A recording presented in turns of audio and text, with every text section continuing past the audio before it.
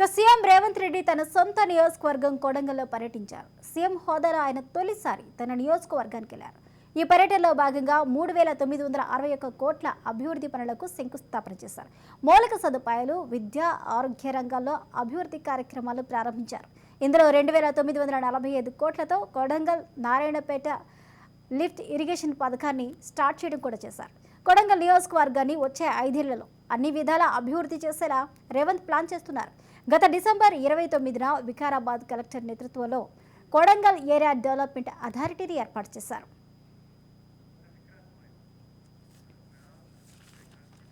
ఇదే అంశానికి సంబంధించిన పూర్తి అప్డేట్స్ మా ప్రతినిధి విక్రాంత్ అందిస్తారు. విక్రాంత్, మొత్తానికి ఈ రోజు మాత్రం మొదటిసారి ముఖ్యమంత్రి హోదాలో కూడా రేవంత్ రెడ్డి కొడంగల్ నియోజకవర్గం తన సొంత నియోజకవర్గానికి కూడా వెళ్ళిన పరిస్థితి ఉంది. దాదాపు 4,369 కోట్ల దాదాపు 4,400 కోట్ల వరకు అభివృద్ధి పనులకు శంకుస్థాపన చేశాడు ముఖ్యమంత్రి రేవంత్ రెడ్డి.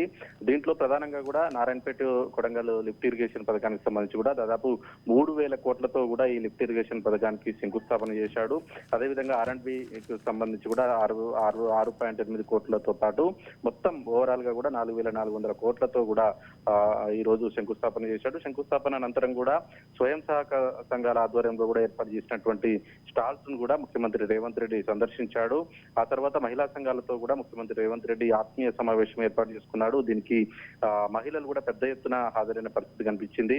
ఈ కోజ్గిలో కూడా ఈ మహిళా స్వయం సహాయక సంఘాలకు బ్యాంకు లింకేజీలకు సంబంధించిన కూడా చెక్కులను కూడా ముఖ్యమంత్రి స్వయంగా ఇటు మహిళా సంఘాలకు కూడా అందజేశారు. మహిళా స్వయం సహాయక సంఘాల ఆత్మీయ సమావేశంలో కూడా ముఖ్యమంత్రి మాట్లాడుతూ కూడా మహిళా సంఘాలను బలోపేతం చేసే విధంగా కూడా ఈ రాష్ట్ర ప్రభుత్వం పనిచేస్తుందని, స్కూల్ యూనిఫామ్లతో పాటు స్వయం సహాయక సంఘాలకు కూడా అప్పగించాలని ఇప్పటికే అధికారులకు కూడా స్పష్టం చేశామనేసి కూడా ఈ మహిళలతో మాట్లాడుతూ కూడా చెప్పడం జరిగింది. మరోవైపు మహిళా సంఘాలకు వడ్డీ లేని రుణాలు కూడా అందించేందుకు కాంగ్రెస్ ప్రభుత్వం ఇప్పటికే చర్యలు తీసుకుంటుందని, అదేవిధంగా విలేజ్ లలో ప్రతి గ్రామాలలో కొనుగోలు చేసేటువంటి వడ్ల కొనుగోలుకు సంబంధించి కూడా ఈ ఐకేపీ సెంటర్లను కూడా మరింత బలోపేతం చేస్తామనేసి కూడా ఇటు మహిళా సంఘాలకు చెప్పాడు. దాన్ని స్వయంగా కూడా మహిళా సంఘాలే ఈ ఐకేపీ సెంటర్లను నడిపే విధంగా కూడా చర్యలు తీసుకోవాలనేసి కూడా దానికి ప్రకటించిన పరిస్థితి కనిపించింది. అదేవిధంగా కుటీర పరిశ్రమలకు సంబంధించి కూడా మహిళలను ప్రోత్సహించేందుకు కూడా అందుకు అనుగుణంగా అన్ని చర్యలు చేపట్టేందుకు కూడా కాంగ్రెస్ ప్రభుత్వం సిద్ధంగా ఉందని, ఎలాంటి హామీలు అయినా ఆ ఇచ్చిన హామీలు నెరవేర్చడంతో పాటు ఇప్పటికే అమలు చేస్తున్నటువంటి ఉచిత బస్సు ప్రయాణానికి సంబంధించి కూడా మహిళలు పెద్ద ఎత్తున హర్షం వ్యక్తం చేసిన పరిస్థితి కనిపించింది ఈ మహిళలకు సంబంధించిన దాంట్లో. అదేవిధంగా గ్యాస్ సిలిండర్లు కూడా అతి త్వరలోనే 500 రూపాయల గ్యాస్ సిలిండర్ అందజేస్తామని కూడా మహిళలకు చెప్పడం జరిగింది. ఆ తర్వాత ఇప్పుడే కోర్టుకి బహిరంగ సభల్లో కూడా ముఖ్యమంత్రి రేవంత్ రెడ్డి కాసేపటి క్రితమే ప్రజలను ఉద్దేశించి కూడా మాట్లాడుతూ ఉన్నాడు.